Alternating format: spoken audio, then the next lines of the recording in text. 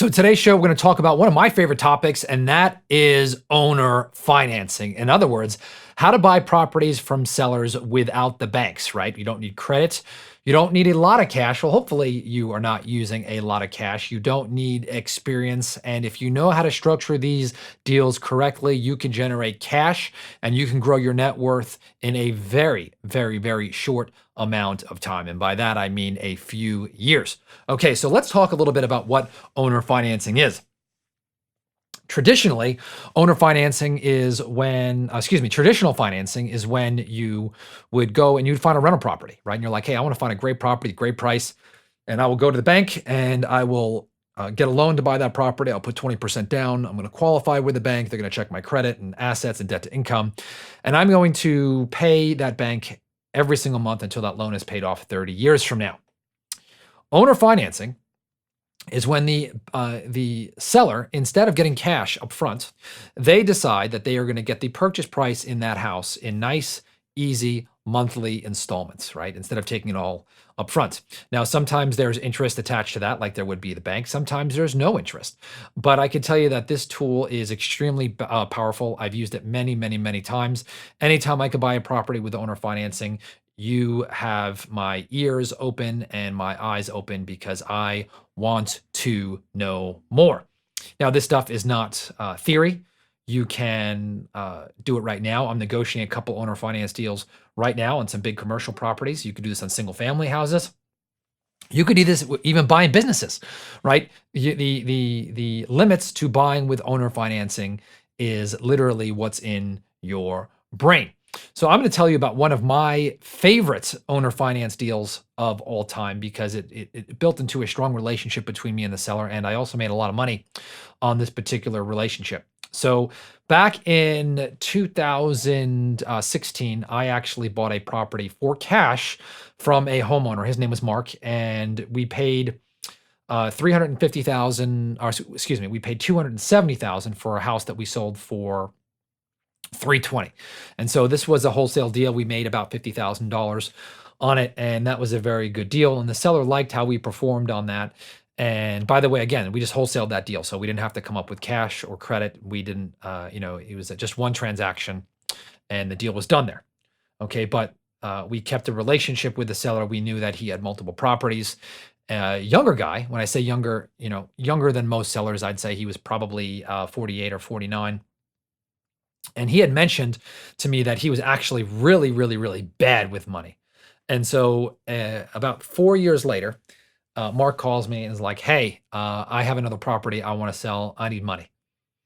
And so I was like, okay. And by the way, I think Mark was like the last seller I've ever met with because I knew that this was a good deal. It was local to my market. And so I said, okay, Mark, let's meet up. And so I sat down and Mark says, hey, listen, I know I sold you that property a little bit low. He's like, I want a much better price on this one. This is a nicer property. Market's gone up a little bit. He's like, I want $350 for this property. And so I looked it up and I could tell the property was worth just about $350,000. So he wanted retail for this property. And this is a good property in a good location, growing. And I looked at it and I'm like, okay, well, how can I make money here? So I said, Mark, I tell you what, I said, obviously you're asking full retail price for this property. I can't do that if I just gave you cash. I said, what if I could give you a price of $350,000, but instead of giving you $350,000 in cash, why don't I pay you in monthly installments of $2,000 a month? And he says, okay. Now, Mark says, give me $2,000 a month. And he goes, under one condition. He goes, I need $10,000. I've got some bills I got to take care of. And so I gave Mark $10,000 upfront for the property, and I paid him $2,000 a month. Now, you may be thinking, Todd, well, what about the interest rate? Mark agreed to a 0% interest note. And when I say agreed, the idea of interest just never came up. Okay. And so I gave Mark a full price offer of $350,000. I agreed to give him $10K up front, and I agreed to pay him $2,000 a month every single month. Now you're thinking, Todd, how could you make money with a house that you paid full price for? Well, the beauty of this is that every single month, the value of the note, right, or what I owed Mark went down every single month. And so this was back in like 2017, 18. So the first year, I paid it off $24,000. The second year, I paid it off another $24,000. The third year, another $24,000. Fourth year, another $24,000. Last year, another $24,000. So over 5 years, I have basically $125,000 in equity without the property going up in value. On top of that, the value of the property pretty much doubled over those 4 years. So the property went from about 350, didn't quite double, up to 550. So there's $200,000 spread between the 350 and the 550. So that's 200 grand. Then I paid down another $125,000. So that's $325,000 in profit. Now, I did rent out this property, and I started renting it out at $1,800 the first year, $1,900, $2,000, $2,100. So I had a negative cash flow on this property.